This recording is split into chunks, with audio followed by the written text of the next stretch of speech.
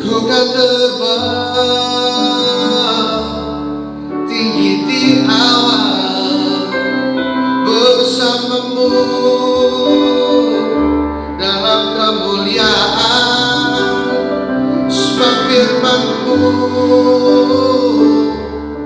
teguh menopang, ku kan aman di dalam-Mu Tuhan. Lagi katakan, terbang tinggi di awan bersamamu dalam kemuliaan. Sebab firman-Mu teguh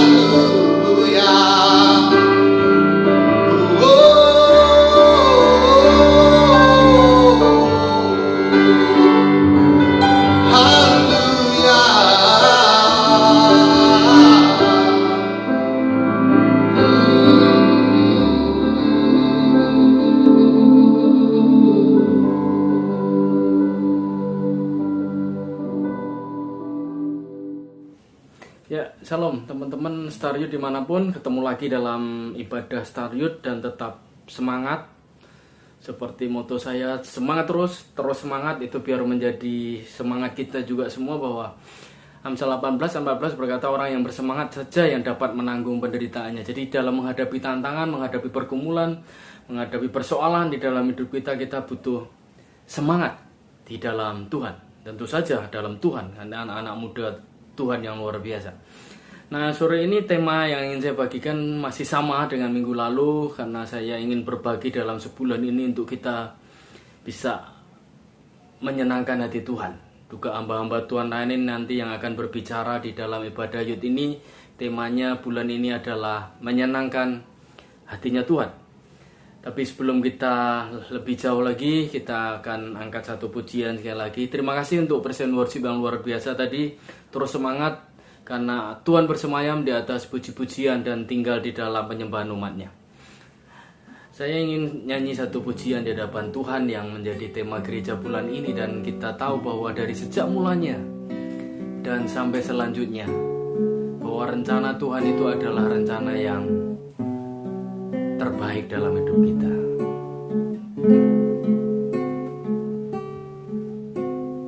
Dari semula telah Kau tetapkan hidupku dalam tangan-Mu, dalam rencana-Mu Tuhan. Rencana indah telah Kau siapkan bagi masa depanku yang penuh harapan. Oh,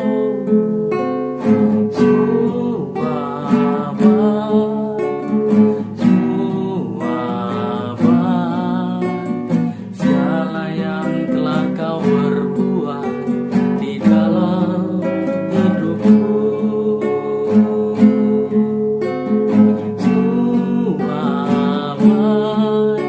Sungguh teramat baik Kau jadikan hidupku berarti.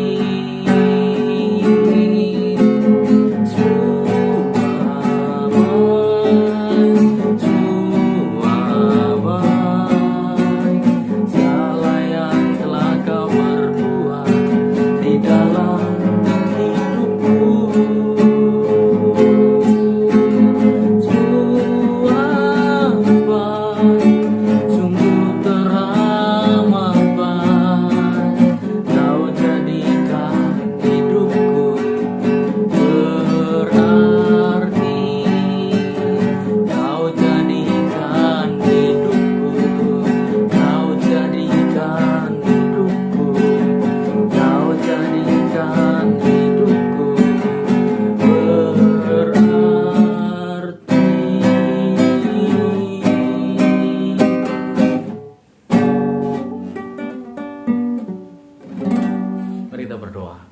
pemberitaan firman-Mu, biar pujian ini menjadi dasar kami untuk kami menyadari bahwa dari sejak mulanya Engkau merancangkan kebaikan, dan hari ini Engkau menyertai kami untuk mendatangkan kebaikan, dan bahkan sampai nanti Engkau mengerjakan kebaikan bagi kami. Berkati pemberitaan firman-Mu, hamba-Mu yang menyampaikan firman-Mu, juga teman-teman Star Youth semua yang mengikuti ibadah sore hari ini, dalam nama Yesus. Haleluya, amin. Saya berdoa Anda semua sehat, tetap semangat. Sharing saya hari ini dari 1 Korintus pasal yang kelima, ayat yang ke 2 Korintus 5 maksud saya, yang ke pasal yang kelima, ayat yang ke-15. Firman Tuhan berkata begini, dan Kristus telah mati untuk semua orang, termasuk kita, Anda dan saya, supaya mereka yang hidup tidak lagi hidup untuk dirinya sendiri, tetapi untuk Dia yang telah mati dan telah dibangkitkan untuk mereka. Sekali lagi, 2 Korintus 5:15, firman Tuhan berkata begini, dan Kristus telah mati untuk semua orang, supaya mereka yang hidup tidak lagi hidup untuk dirinya sendiri, tetapi untuk Dia, yaitu Kristus sendiri, yang telah mati dan telah dibangkitkan untuk mereka. Kalau dalam bahasa kita, mari kita baca ini supaya lebih merasuk ada di dalam diri kita, kita dalami, kemudian kita renungkan bahwa ini untuk kita. Kata semua orang ini bisa diganti dengan kata kita. Dan Kristus telah mati untuk kita, gitu. Supaya kita yang hidup saat ini tidak lagi hidup untuk diri kita sendiri, tetapi untuk Dia yang telah mati dan telah dibangkitkan untuk kita. Puji Tuhan. Puji Tuhan. Ada pujian juga, lagu lama bilang begini. Hidupku bukannya aku lagi, tapi Yesus dalamku. Hidupku bukannya aku lagi, tapi Yesus dalamku.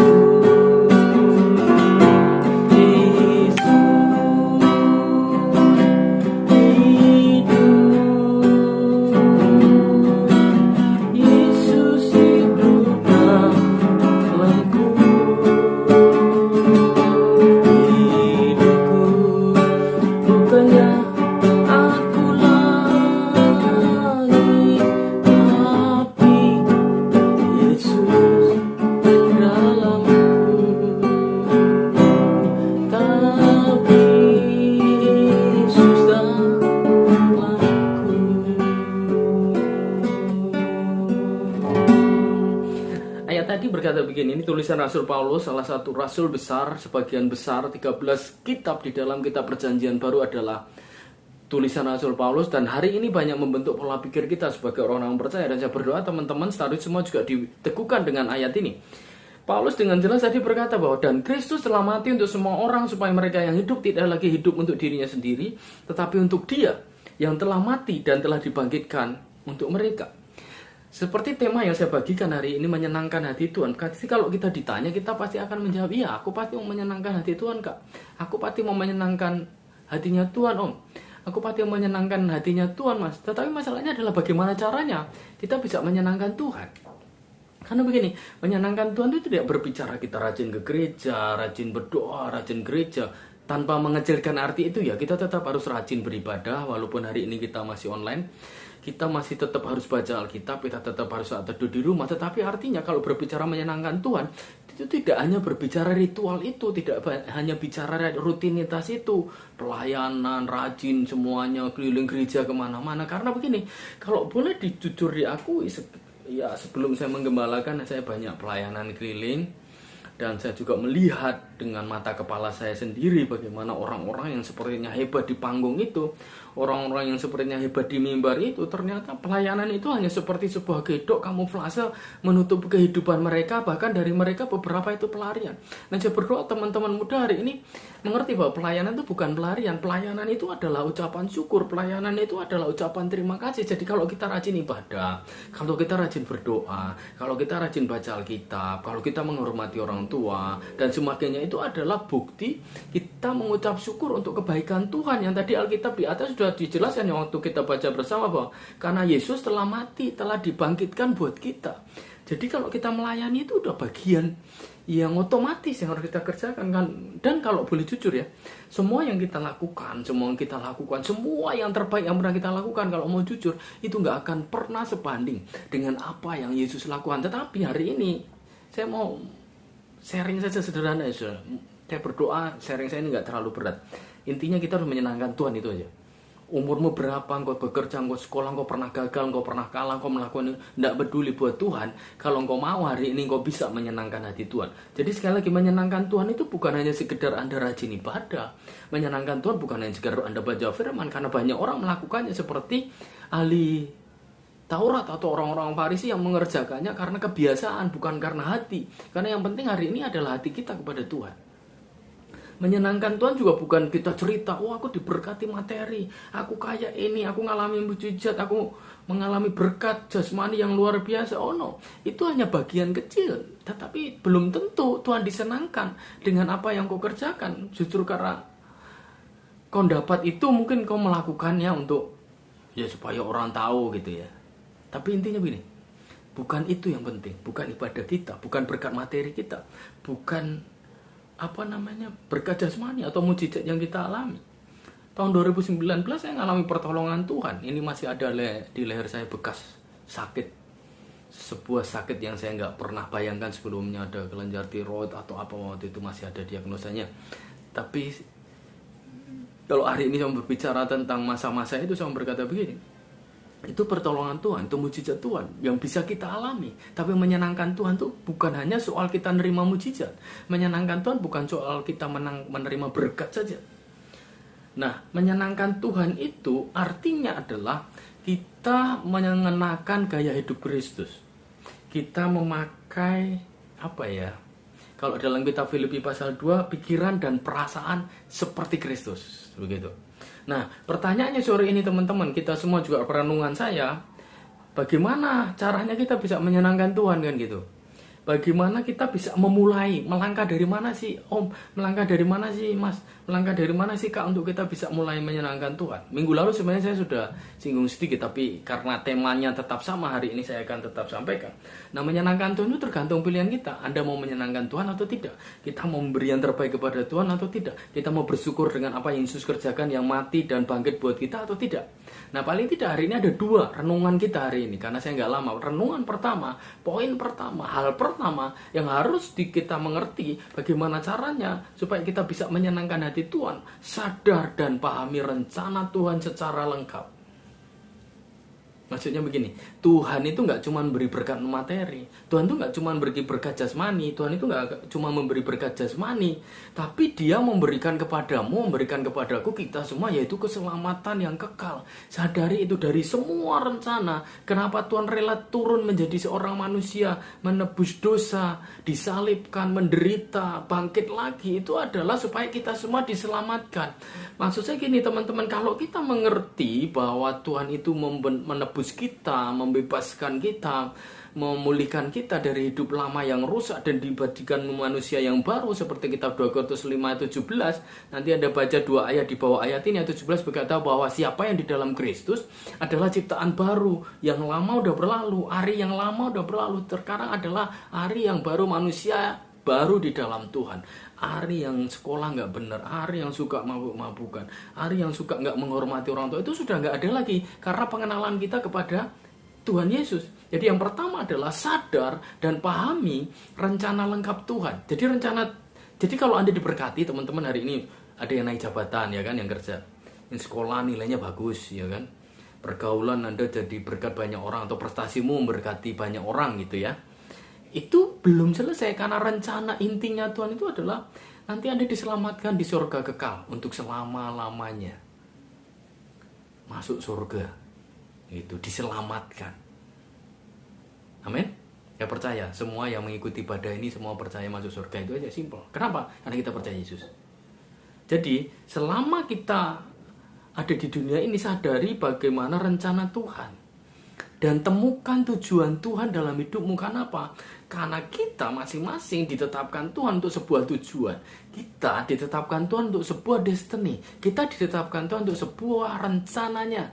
Dan yang kalau itu buat Ari ya buat Ari, kalau buat Cindy ya buat Cindy, kalau buat Aldo ya buat Aldo, kalau buat Dedi ya buat Dedi, kalau buat Irwan gitu. Maksudnya begini, masing-masing kita memang diberikan Tuhan spesial, khusus, dan kita harus memahami itu. Jadi jangan sampai hidup kita, mohon maaf bahasanya agak sedikit vulgar, jangan sampai kita mati sia-sia gitu aja. Jadi hidup kita ini berguna, hidup kita berdampak. Satu, supaya kita menyadari, memahami rencana Tuhan yang lengkap adalah temukan tujuan Tuhan dalam hidupmu, khusus untukmu. Mau saya jadi hamba Tuhan, juga hamba Tuhan seperti apa nanti Tuhan khusus kok. Makanya hari ini saya nggak iri dengan pencapaian banyak hamba Tuhan yang lain yang mungkin umurnya sebaya dengan saya, atau bahkan lebih muda dari saya, sudah mengerjakan banyak hal. Karena Tuhan punya destiny khusus untuk saya pribadi. Sama buat teman-teman, Tuhan punya destiny khusus buat Anda semua, masing-masing.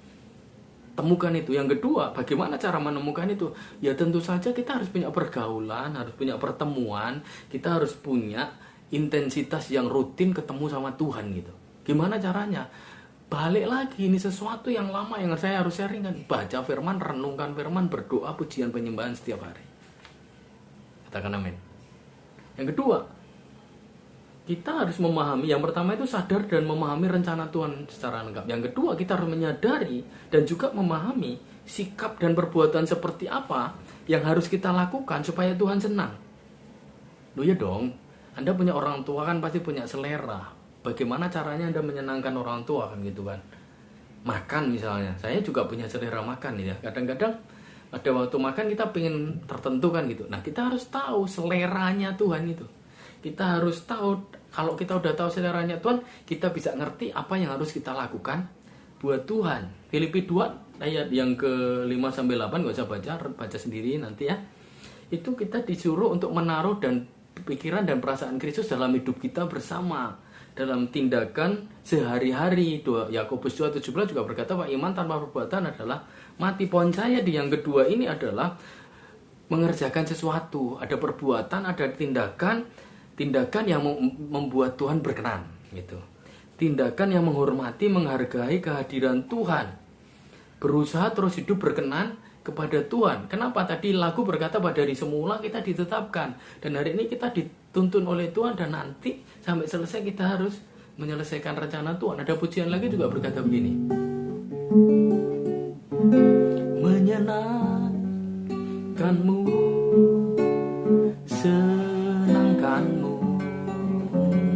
hanya itu kerinduanku. Menyenangkanmu, senangkan hatimu, hanya itu kerinduanku. Menyenangkanmu, senangkanmu,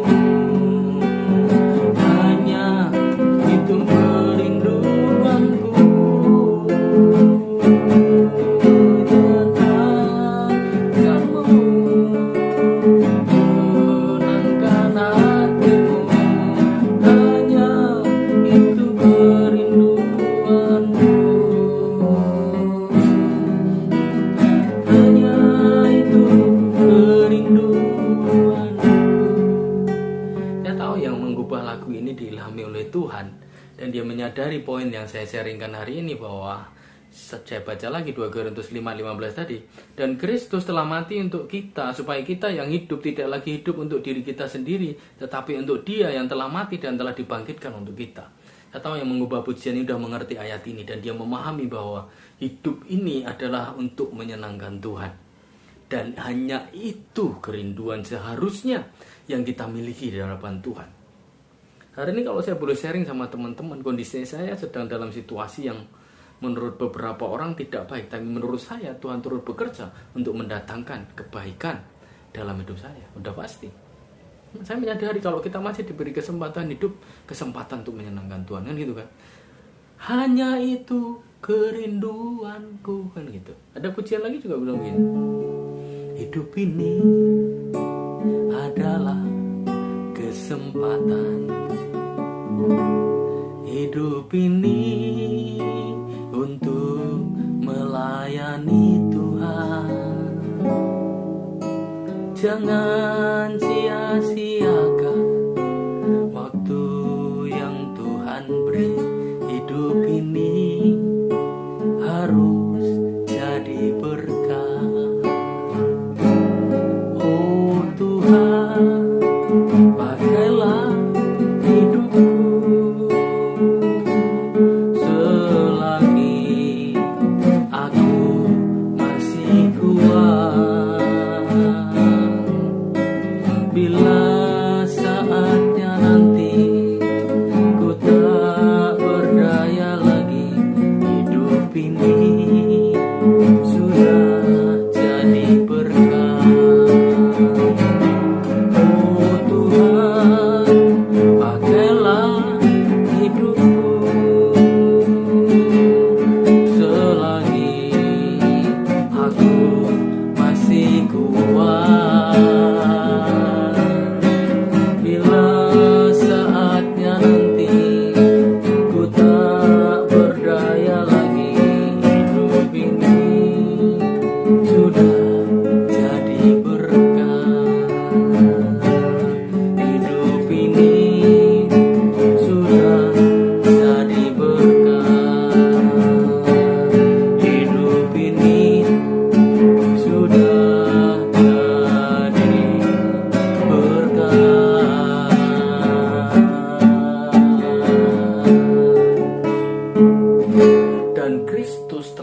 tapi untuk semua orang, supaya mereka yang hidup tidak lagi hidup untuk dirinya sendiri, tapi untuk Dia yang telah mati dan dibangkitkan untuk mereka. Amin. Sadari yang pertama, rencana Tuhan secara lengkap. Jadi kalau Anda mengalami berkat, itu belum selesai. Kalau Anda diberkati mengalami mujizat, itu belum selesai. Karena rencana Tuhan adalah keselamatanmu. Kisah Rasul 4 ayat 12 berkata, dan keselamatan tidak ada di dalam siapapun juga selain di dalam Dia, nama Yesus Kristus itu. Di bawah kolong lain ini tidak ada nama lain selain nama Yesus Kristus. Yang kedua, sadari dan pahami sikap bagaimana yang harus kita lakukan, apa yang perlu kita kerjakan supaya Dia senang. Ingat, hidup ini untuk menyenangkan Tuhan, berkenan kepada Tuhan. Itu saja sharing saya, teman-teman Star Youth. Saya David Ari, berdoa buat Anda terus sehat, tetap kuat, semangat di dalam Tuhan. Mari kita berdoa bersama-sama. Bapak berkati semua Star Youth hari ini, yang sakit dikuatkan, yang lemah dikuatkan, yang sakit mengalami penyembuhan oleh kuasa darah Yesus Kristus. Dan terima kasih untuk pada sore ini, diberkati sepanjang hidup kami, hari-hari hidup kami. Berkat dari Allah Bapa, cinta kasih Yesus Kristus, dan persekutuan manis dengan Roh Kudus menyertai kami selama-lamanya. Dalam nama Yesus, Tuhan memberkati Star Youth hari ini. Haleluya, amin. Tuhan Yesus memberkati dan shalom. Puji Tuhan.